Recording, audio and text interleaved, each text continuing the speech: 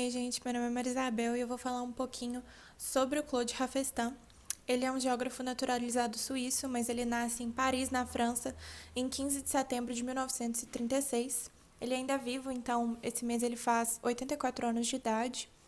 Ele viveu a maior parte da sua vida na Suíça e entre 1960 e 1968 ele dava aula em escolas secundárias no cantão de Genebra para se sustentar.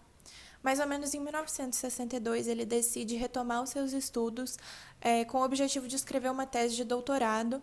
E em 1968, ele é contratado pela Universidade de Genebra para dar aula de geografia política e geografia histórica. E isso foi, a condição mais propícia para levar ele a escrever a maior obra da sua carreira, que foi Por uma Geografia do Poder. Por causa dessa obra, ele veio a ser um dos geógrafos europeus mais referenciados no Brasil, principalmente pelos geógrafos brasileiros que tratam da problemática ratzeliana, né, que lida com as relações entre poder e território. E ele se baseia na ideia de Foucault sobre poder para realizar uma crítica à geografia política clássica. Atualmente, ele é professor de Geografia Humana na Universidade de Genebra. Falando um pouco sobre Por uma Geografia do Poder, como eu já disse, é a obra mais conhecida da carreira do Claude Rafestin, e ela foi publicada pela primeira vez em 1980, sob o título de Pour une géographie des pouvoirs.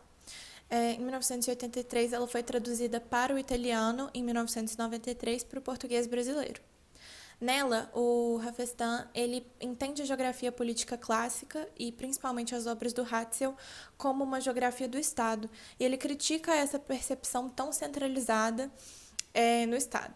O Ratzel ele possuía um viés mais naturalista, mais sociológico, e ele enfatizava a relação entre o solo e o Estado, porque na concepção dele, a origem do Estado estava nas comunidades que se fixaram no solo e exploraram das potencialidades daquele território. No entanto, para o Rafestin, a política ela não se dá apenas pelo Estado, porque toda organização exerce uma forma de poder político. Ele critica a geopolítica porque, segundo ele, ela vê o poder de uma forma muito hierarquizada e centralizada no Estado e, dessa forma, negligencia o poder popular. Até porque quando a gente está tratando de geopolítica, geralmente a gente está falando de países e de governos, mas a gente não fala de nações, a gente não fala das populações. Para ele, a dimensão política existe em toda e qualquer ação. Então, todas as formas de geografia humana são formas de geografia política. Dessa forma, ele se aproxima da concepção de Foucault, né, negando que o poder seja único ou unidimensional, e ele recupera diversas escalas do poder, diferentemente do Ratzel, que tem um enfoque na escala estatal do poder. Para o Rafestin, as relações de poder elas estão intrínsecas e elas são intrínsecas a toda e qualquer relação da vida cotidiana, então relações sociais, relações econômicas e etc. Elas também são intencionais, objetivas e assimétricas, ou seja, elas cumprem um propósito. O poder em si, para ele, é uma coisa relacional, multidimensional e imanente. Dessa forma, ele se vincula ao espaço-tempo. E toda relação de poder existe em energia e informação.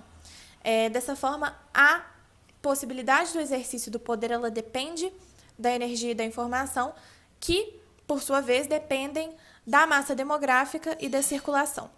Para ele, a circulação e a comunicação, elas são complementares, e uma forma da gente ver essa articulação íntima é dentro da difusão do capital, onde a gente cria redes financeiras.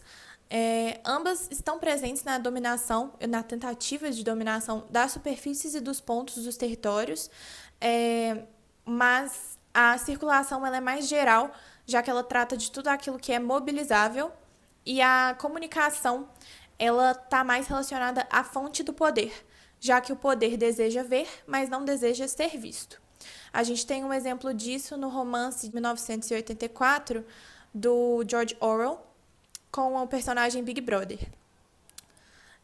Para ter o poder, segundo Rafestin, também é necessário ter o controle das redes de circulação e de comunicação, já que é dessa forma que se exerce domínio sobre o ser humano. Ele diz que a origem do poder e das suas relações está no trabalho. Dessa forma, o poder ele vem de baixo. As relações de poder elas se traduzem em três categorias invariáveis, que são as malhas, as redes e as centralidades. As redes elas são os instrumentos ideais do poder, já que elas são flexíveis, móveis e inacabadas, além de não serem organismos vivos nem se reproduzirem arbitrariamente. Mas as redes devem ser decifradas, então, através da sua história, dos seus territórios, dos seus modos de produção, meios de produção e das suas técnicas. O Rafestan utiliza da divisão tripartite usual da geografia política, que divide os estudos em população, território e recursos. Ele começa falando um pouco da população, defendendo que ela é a fonte do poder, já que é ela que origina a energia e a informação. Sendo assim, todas as relações elas passam pela população e ela confere dinâmica ao poder e ao território. Ele diz que a demografia é um instrumento de poder que é usado em prol da dominação, já que os estados buscam conhecer a sua população para melhor dominá-la. Ainda nessa temática de população, ele fala de 3 fatores estruturantes, começando pela língua, que ele diz que é um instrumento de identidade cultural de um povo, sim. No entanto, também se trata de um sistema sêmico e de uma forma de poder, porque é um recurso de expressão e comunicação humana, e como a gente já viu, a comunicação é uma das fontes do poder. Depois ele segue falando sobre a religião, dizendo que ela também é um sistema sêmico, e ele defende que não existem religiões puras, já que todas as relações religiosas são permeadas pela política, e que o Estado busca intervir na religião da mesma forma que a religião e que a igreja buscam intervir na política. Sendo assim, a religião se torna um fator ativo na criação de nacionalismos. As diferenças raciais e étnicas são o terceiro fator estruturante do qual ele trata, e ele entende elas como um fator político, pelo fato de que, quando existe discriminação racial, existe um desequilíbrio interno que afeta a coesão estatal. Dessa forma, ele defende que deve sim haver um pluralismo racial e étnico dentro de todos os estados para que o estado funcione de maneira correta. Depois disso, ele começa a falar sobre o território e ele começa explicando que o território se subdivide em 3, sendo as superfícies, que a gente chama de tessituras, os pontos, que a gente vai chamar de nós, e as redes. As redes já foram explicadas, né? Mas aí ele começa a falar que esses 3 sistemas eles permitem a integração e a coesão dos territórios, que consistem em espaços produzidos, seja pelo Estado, seja pelo próprio indivíduo. A produção do território ela implica numa conjugação da energia com a informação. Dessa forma, o território ele possui uma função ideológica, porque existem tantas representações territoriais quanto forem os autores que as planejarem. A noção de tessitura, ou seja, de superfície, ela implica que limites sejam estabelecidos. Dessa forma, a tessitura é sempre um enquadramento de poder, já que ela define fronteiras, poderes e escalas e elementos interrelacionados na dinâmica territorial. As nosidades, por outro lado, elas expressam um ego, seja ele estatal ou individual, né? Coletivo ou pessoal. Elas propiciam o surgimento de relações de poder dos lugares centrais com as demais localidades. Ele diz ainda que as quadrículas do poder elas são territoriais e temporais, sendo assim a territorialidade ela vai ser sempre uma relação e ela sempre se manifesta em todas as escalas. E toda relação vai depender de delimitações. Essas delimitações são estruturas. As estruturas do território são os limites, são as fronteiras, né? Nessa contextura, toda apropriação vai possuir limites, os quais se expressam em relações de poder. Então, toda vez que existe uma modificação na relação de poder ou no poder próprio, vai também haver uma modificação na estrutura territorial, ou seja, na fronteira, ali no limite que foi delimitado. As organizações econômicas, elas almejam a anulação dos obstáculos territoriais, ou seja, buscam a isotropia do território. A gente pode observar isso, por exemplo, na criação de zonas de livre comércio, né? Já as organizações políticas, elas aderem à anisotropia, porque elas procuram subdividir ou recortar os territórios a fim de melhor governá-los. A gente tem aí o início do conceito de autonomia e soberania nacional, né? Essa ideia de manter fronteiras bem definidas e, portanto, a gente entende que os interesses das organizações políticas e das organizações econômicas são contraditórios. Para o Claude Hafestad, no entanto, o poder político imita o poder econômico, o Estado busca ser como o capital. Dessa forma, a gente fica preso numa generalidade, saindo da nossa diversidade, enquanto o Estado busca uma unidade, uma uniformidade. Nisso a gente observa a centralidade e a marginalidade coexistindo dentro do território, que são os termos que o geógrafo prefere ao invés de centro e periferia. Ele acredita que a ideia de centro e periferia já é muito ultrapassada e a gente tem que entender a centralidade e a marginalidade. Elas definem a sua relação e elas definem uma outra. Tratando da centralidade e da marginalidade, ele fala um pouco sobre as capitais, conceituando-as como conjuntos de sistemas sêmicos que mediam as relações de poder.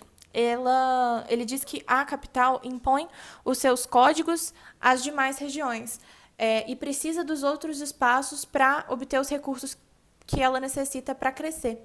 Dessa forma, o exercício do poder dela está diretamente relacionado ao recurso que ela tira de uma outra região, enquanto ela se mantém hegemônica, né? Assim, as capitais elas criam divergências econômicas e desigualdades regionais. Ele entende o espaço como a realidade inicial para a criação do território, e o território como a cena do poder e o local onde ocorrem todas as suas relações. Ele diz que existem, então, enlaces entre a ocupação do espaço criado e uma dada orientação da vida social. Dessa forma, a gente entende que o espaço ele é dotado de intencionalidade, assim como o Milton Santos também afirmava. Ao final da obra, ele ainda fala um pouco sobre os recursos, dizendo que eles são relações instáveis e pretextos para o surgimento de práticas e estratégias de dominação. Ele diz que a sua produção demanda um certo tipo de poder, mas que todo recurso é produto de uma relação. Dessa forma, todo recurso é um recurso humano. Ele diz que os recursos eles podem ser ou eles são instrumentos ou armas políticas. E, assim, eles determinam e condicionam as ações. Ele diz que toda mobilização de recursos exige ainda algum domínio da energia e da informação. Outra característica muito importante dessa obra é a sua capa, que se relaciona diretamente com o seu conteúdo. A capa retrata um quadro do Francisco Goya, que foi pintado em 1787 e 1788, que se chama Dom Manuel Osório de Zunga, ou O Menino Vermelho de Goya. Atualmente, essa obra está no Museu Metropolitano de Arte de Nova York. O próprio Claude Hafestad ele escreve sobre essa obra e ele descreve ela como uma fascinante metáfora pictural do sistema de poder. Ele começa falando um pouco sobre a criança dominando essa cena e sobre o seu domínio estar, realçado pelo fato da criança estar vestida de vermelho, que na teoria artística da época era uma cor que representava poder. E ele diz que essa criança só está no poder, só é dominante, já que todas as relações passadas, presentes e futuras que se enquadram nessa cena passam por essa criança. É ela quem segura o cordão que prende o pássaro colocado à sua frente, e todos os movimentos potenciais desse pássaro são determinados pela maior ou menor liberdade que a criança decide dar a ele, deixando esse cordão mais ou menos frouxo. À direita da criança existem 3 gatos que criam um triângulo imaginário com um olhar voltado para o pássaro. Eles expressam uma violência iminente. No entanto, essa violência está contida. Ela está prestes a se manifestar, mas a presença da criança ali, a mera presença da criança ali, impede que isso ocorra. E uma prova disso é a falta de medo do pássaro. Esse pássaro ele está tentando, está se esforçando para levantar uma carta com o bico, mas ele não se preocupa em ser atacado pelos gatos, já que ele entende que a dominância nessa situação está nas mãos da criança. Do lado esquerdo da criança, a gente vê ainda uma gaiola contendo outros pássaros menores, que explica o caráter de prisão em segundo plano do espaço construído. Todos esses animais eles são trunfos para essa criança que controla eles e com eles mantém relações de poder. Bastaria que essa convenção que ela estabelece cessasse para que a cena se convertesse num grande drama, né? A criança também é um trunfo para esses animais. Ela é tanto uma prisão quanto uma garantia. Ela tanto limita os movimentos do passarinho quanto faz questão de que ele não seja atacado pelos gatos, né? Então, ela faz pesar sobre eles uma ambiguidade da sua vontade. Ela é a medida da incerteza e a parte do acaso, para eles e para si própria. Citando agora a própria obra de Rafestin, ela é, portanto, a representação de um equilíbrio entre uma infinidade de desequilíbrios possíveis que podemos imaginar, mas não verificar. E dessa forma ele diz que as relações de poder escrevem-se numa cinemática muito complexa. Claude Rafestin, então, transforma o entendimento e o conceito da geografia política, adequando ela às necessidades de um mundo atual e contemporâneo. Baseando-se nas concepções de poder de Foucault, ele critica um pensamento clássico vigente, reinterpretando a geografia humana como política de fato, tornando-se assim uma referência revolucionária para uma nova geografia.